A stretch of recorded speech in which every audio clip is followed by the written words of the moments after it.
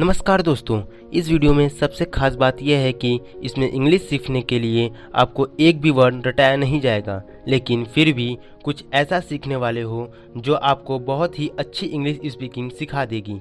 यह एक ऐसा तरीका है जिससे कोई भी बंदा बिना 1 रुपये खर्च किए बिना अपने घर में इंग्लिश स्पीकिंग सीख सकता है, वो भी एकदम हाई लेवल की। दोस्तों, आपको लाइफ में कितनी बार फील होता है कि यार मेरे पास नॉलेज अच्छा है, मेरी पर्सनालिटी अच्छी है, मेरी पढ़ाई में मार्क्स भी अच्छे आते हैं, लेकिन ये इंग्लिश की वजह से मेरे आगे नहीं बढ़ पाता, या मैं इंटरव्यू नहीं दे पाता, या लोगों को इम्प्रेस नहीं कर पाता।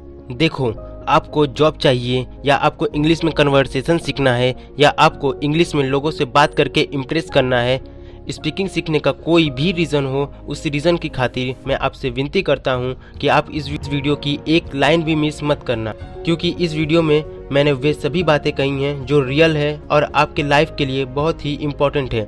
इस वीडियो में मैंने बहुत ही सोच समझकर एक एक लाइन बोली है और इस वीडियो को बनाने में बहुत ही टाइम लगा है, ताकि मैं दुनिया भर की बातों की बजाय आपको एक ऐसा रामबाण तरीका बता दूं जिससे आप इंग्लिश स्पीकिंग में बादशाह बन जाओ। और गुड न्यूज़ यह है कि यस, इंग्लिश स्पीकिंग सीखने का रूट पॉइंट बताया गया है। तो देखो, जब आप पैदा हुए थे तब आप कोई भी लैंग्वेज नहीं जानते थे, तब आपका दिमाग भी आज की जितना काम नहीं करता था, लेकिन जैसे जैसे आप 3 से 4 साल के हुए, आपने अपने परिवार के साथ बोलना सीख लिया कि आपको क्या खाना है, क्या पीना है, क्या करना है, क्या चाहिए, कौन सा खिलौना चाहिए।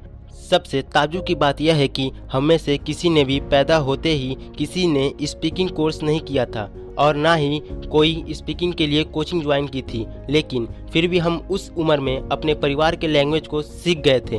अब आज की बात करते हैं। इसमें कोई भी डाउट नहीं है कि आज आप अपने बचपन से ज़्यादा इंटेलिजेंट हो। आपके पास इंग्लिश स्पीकिंग कोर्स की कोई भी कमी नहीं है। बचपन से आप हर क्लास में इंग्लिश पढ़ते आ रहे हो और सबसे मेन बात यह है कि आप प्रतिदिन अपने मोबाइल को भी इंग्लिश में ही चलाते हो। अब सोच समझकर बताओ मुझे कि बचपन में ऐसा क्या था जो आज नहीं है, जिसकी वजह से आज आपके पास कैपेबिलिटी और फैसिलिटी होते हुए भी 10-12 साल से क्लास में इंग्लिश पढ़ते हुए भी जहाँ भी इंग्लिश बोलने की बात आती है आप वहाँ घबरा जाते हो।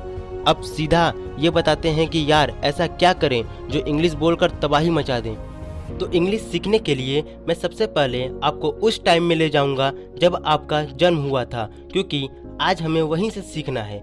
मेरी बात ध्यान से सुनना। जब आप छोटे थे और आपके चारों ओर जितने भी लोग थे वे सब एक ही लैंग्वेज में बात करते थे, चाहे आप हिंदू परिवार में पैदा हुए हों या बंगाली परिवार में, तमिल, तेलुगु, किसी भी परिवार में पैदा हुए हों, यानी कि आपके चारों तरफ वे लोग थे जो उस लैंग्वेज को बोलते थे, तो आपको वही सुनना पड़ता था जो आपके घर वाले बोलते थे। तो यहाँ से 2 बातें निकल कर आईं। पहला, लिसनिंग यानी कि सुनो।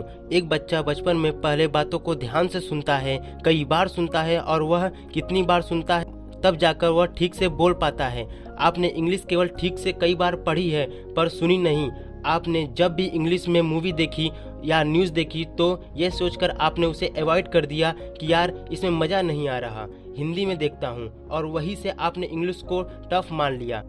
एक बार किसी बड़े म्यूजिशियन ने कहा था कि अगर आप म्यूजिक को सीखना चाहते हैं तो आप म्यूजिक को ठीक से सुनना सीखो। अगर आपने म्यूजिक को ठीक से सुनना सीख लिया तो 50% आपने म्यूजिक को वहीं से सीख लिया। सेम चीज़ हम इंग्लिश स्पीकिंग में भी अप्लाई करने वाले हैं। इंग्लिश लिसनिंग यानी कि ध्यान से सुनो।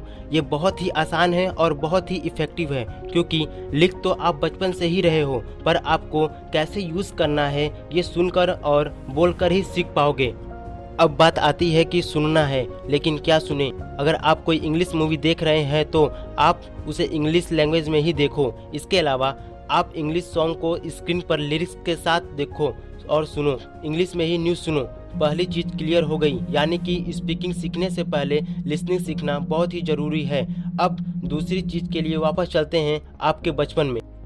जब आपको कोई बचपन में बोलता है कि ये देखो शेर है और बकरी को खा जाएगी, तो आप सोचते हैं कि ये शेर है और बकरी को खा जाएगी, तो आपने उसी लैंग्वेज में उसको सोचा और समझा। यानी कि दूसरा जो पॉइंट है वो है थिंक, मतलब कि थिंक इन इंग्लिश, अंग्रेजी में ही सोचो। जिस तरह से आप मेरी आवाज़ को हिंदी में सुनकर हिंदी में ही सोच रहे हो, उसी तरह आप इंग्लिश को सुनकर इंग्लिश में ही सोचो। तो अभी तक आपने 2 चीज़ें सीख ली। पहला लिसनिंग यानी अंग्रेजी में सुनो, और दूसरा थिंकिंग यानी अंग्रेजी में सोचो। तीसरी चीज़ सीखने के लिए आप फिर से बचपन में चलो। आप वही लैंग्वेज बोलते थे जो आपके घर वाले जानते थे, बोलते थे, मतलब कि माहौल। तीसरी चीज़ है आपकी माहौल, आपकी कंपनी।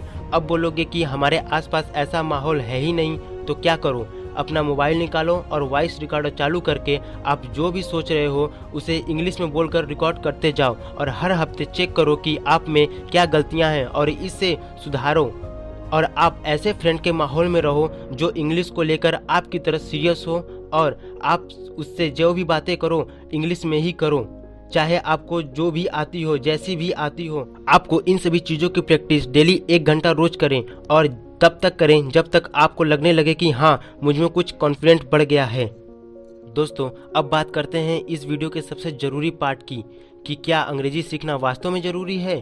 देखो दोस्तों, कोई भी लैंग्वेज का पर्पस थॉट को समझने और अपनी बातों को समझाने के लिए होता है। आजकल आपने बहुत सारे जॉब्स देखा होगा कि उसमें इंग्लिश स्पीकिंग कंपलसरी होती है, क्योंकि उन जॉब्स में उन लोगों से बात करनी पड़ती है जो इंग्लिश बोलना रेफर करते हैं और सिर्फ इंग्लिश ही जानते हैं। तो भाई, आप लोगों को ये 3 टिप्स याद ही रखनी चाहिए। पहला सुनो, दूसरा सोचो, और तीसरा आपका माहौल। भाई, माहौल बनाओ और इंग्लिश सीख ही जाओगे। पर एक बात और, हिंदी से प्यार करना मत छोड़ना, क्योंकि मातृभाषा मातृभाषा ही होती है। जय हिंद दोस्तों। अगर आपको ये वीडियो अच्छी लगी तो वीडियो को लाइक करें और मेरे चैनल को सब्सक्राइब करना ना भूलें, जिससे मेरी आने वाली सभी लेटेस्ट वीडियो आप तक सबसे जल्दी पहुंचे।